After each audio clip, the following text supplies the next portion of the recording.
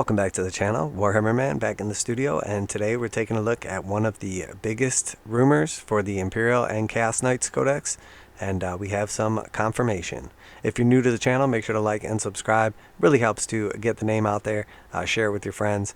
But if you're into Warhammer 40,000, Kill Team, Necromunda, Age of Sigmar, pretty much any of Games Workshop's war games, tabletop games, whatever you want to call them, this is the spot for you. So let's take a look. Need something smashed? Bring knightly allies to the party without breaking army rules.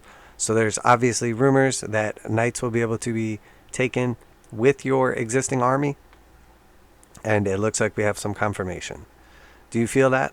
The Trembling Earth means Codex Imperial Knights and Codex Chaos Knights are only just around the corner, and they're exciting books even if you don't have the Knight Lance of your own waiting in the wings. That's because you can take their dark psychic powers and upgraded weapons on tour with your Imperium and Chaos armies using the new Wandering Hero and Fallen Hero abilities.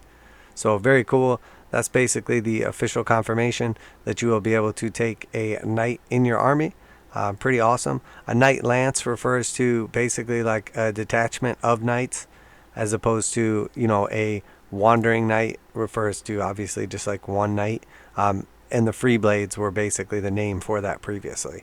So Freeblades and Dreadblades, which are the Chaos counterparts, have a tendency to turn up unannounced, tearing across the battlefield according to their own whims before departing just as suddenly. Luckily, they're so used to going in alone, they don't interrupt the rest of your army-wide abilities. Many of these abilities, such as Space Marines, Combat Doctrines, and Adeptus Mechanicus, Canticles of the Omnissiah, are only active when the entire force is picked from the same faction. However, Agents of the Imperium or Agents of Chaos can often sidestep this restriction, so your knights can join the fun. So that is pretty cool. Obviously, we have now the breakdown of that rule. They mentioned Agents of the Imperium and Agents of Chaos. So we have the Wandering Hero. If this detachment is a super heavy auxiliary detachment that contains one Freeblade unit, until the end of the battle, that unit gains Agent of the Imperium keyword. Only one Freeblade unit in your army can have this keyword. Okay, interesting. So it has to be a super heavy auxiliary detachment. So there's only ever going to be one unit in that detachment. Not necessarily one knight, but one unit. So that is definitely interesting. And obviously the Agent of the Imperium keyword is basically just going to be the Imperial version of this Chaos rule down here. So Fallen Hero, if this detachment is a super heavy auxiliary detachment that contains one Dreadblade unit, until the end of the battle, the unit gains the Agents of Chaos keyword. Only a Dreadblade unit from your army can have this keyword. So that is exactly the same as the Wandering Hero part, and now it's going to explain what the Agent of Chaos is. The inclusion of a Dreadblade Agent of Chaos unit from your army does not prevent Chaos units in your army from using any rules that require every model from your army to have the same keyword, e.g. Contagions of Nurgle, Kabbalistic Rituals, etc. So, and that is going to be just the Chaos counterpart of the same rule, which is the Agent of the Imperium rule.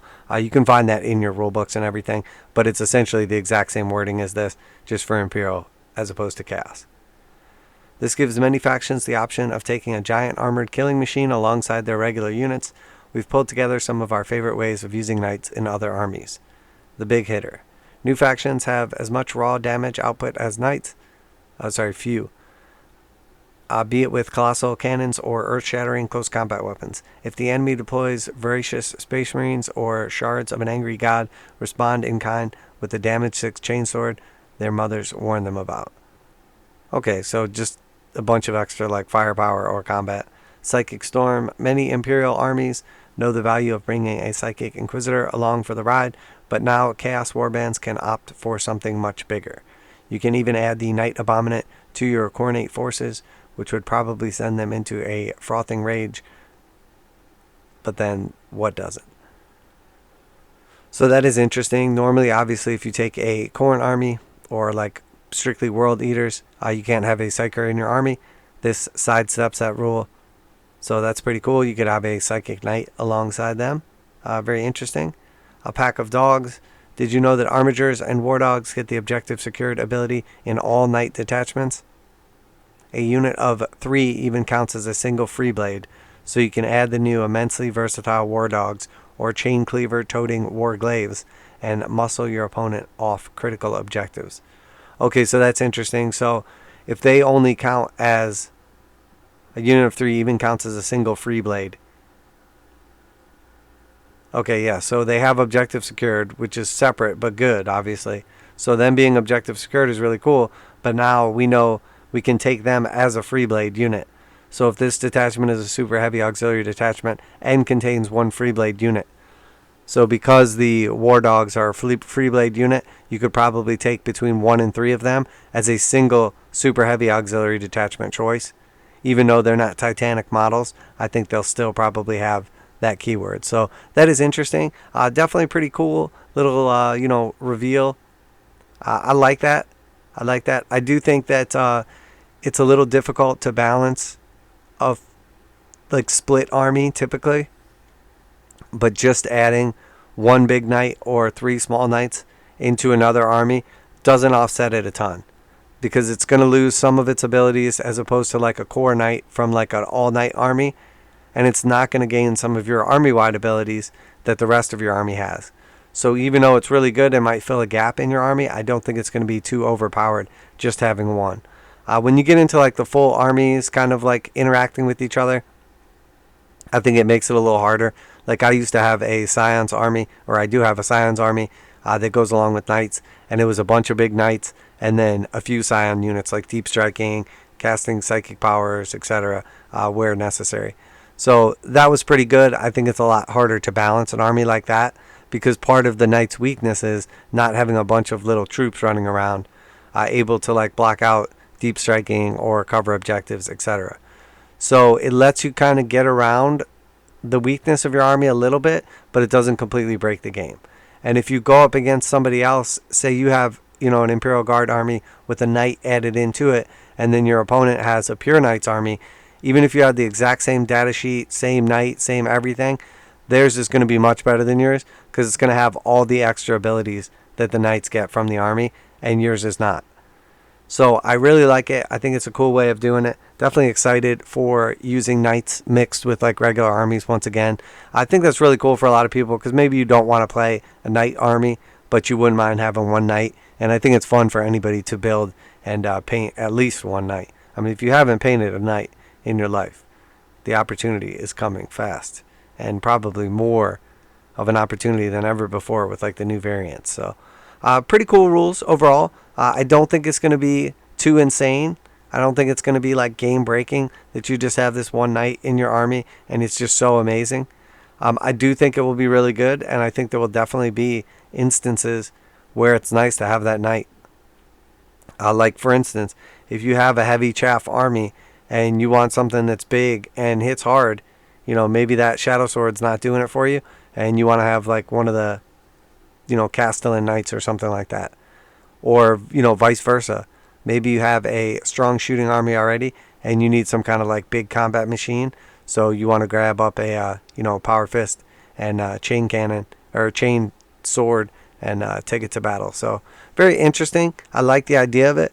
I think that certain armies will probably benefit more from this than others. Like for instance, something like Death Guard doesn't have a lot of like super strong ranged firepower. They have like some decent close and mid-range stuff, but they don't really have like mass heavy hard-hitting firepower. So a knight in a Death Guard army could be pretty darn good, because it basically adds the one thing that the rest of the army is missing: long-range support. Or maybe you just stick to the rest of the army and you go with more mid-range, lots of shots and a combat weapon. But I do really like it. And same with Khorne. You could have a Khorne army and they don't have a lot of long-range firepower, so all of a sudden you can have like a psychic knight or a super heavy weapons platform. I think this does really well at filling the gap for Imperial and Chaos armies. So definitely looking forward to seeing this. I used to run a knight in my sister's army a lot back in the day, and that was really fun. I felt like the sisters lacked some of like that staying power that some of the other units have, and adding a knight in there that's a little buffed up and some long range firepower along with all of your regular Sisters of Battle stuff or Adeptus Sororitas stuff makes them pretty awesome. So I think I'll probably be resurfacing both those. And even something like custodes. Like, you don't really need more expensive models in a custodes army, but maybe you're not a big fan of the dreadnoughts and you'd rather have a knight in there. So you go this route. Or maybe you don't use any Forge World. Maybe you want that extra long range firepower because you don't like the tanks, or you want somebody to back up your tanks in case somebody tries to get close. I really like it. I think it's going to be awesome. I think it's going to be fun, and it completely opens up army building once again, because you're super restricted when everybody's taking everything from the same book. You see a lot of repeat armies. I think now we'll see a lot of different factions all of a sudden with a knight in there, and I don't think they're going to be bad either. It looks like from what we've seen so far that the knights are going to be pretty good, and I think all knight armies are going to be really good. It seems like they've made some important changes, but I think also grabbing a couple of, either one big Freeblade or a couple armatures to support your existing army, we're probably going to be seeing that quite a bit. So let me know what you guys think. I'm always curious to hear back from you. If you're excited about new rules, if you think they are too good or not that good, that no one's going to use them. Always like to hear from you guys. But I think there's going to be a place for a lot of knights in a lot of people's armies. And I think, honestly, from what we've seen so far, it's hard to tell if knights are going to be super competitive, but I think there's at least going to be options for them. Having things like the objective secured and counting as 5 or 10 or more models is exactly what they need, basically, to be competitive. And then it seems like they have changed up their weapons and their armor accordingly. I expect everything to basically have like 2-up armor saves, so that's going to be a big deal on knights, as where before you could only have like one with the 2-up armor save.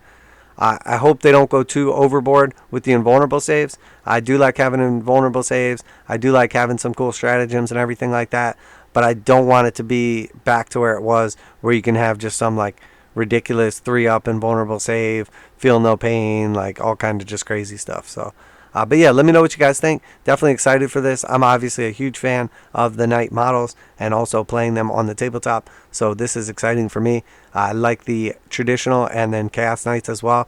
I have a couple chaos knights, never really gotten around to playing them or painting them, so definitely going to be painting up one of the new ones and probably some of the cool new war dogs. But I have painted quite a few knights in the past, and they're always fun. They're always awesome, and I think a lot of people, if you haven't painted a knight before, you'd be surprised how awesome you can make a knight look, because you're so used to painting the little guys that if you spend that same amount of detail on a massive knight, they'd look absolutely unbelievable, because the details are all bigger, so you can make them look amazingly good. It's like the same thing as painting up like a big bust or something like that. It really improves your overall scale in general, painting a large model, using some decals, microsole, microset, weathering, all that good stuff. So, and then obviously for magnetizing as well.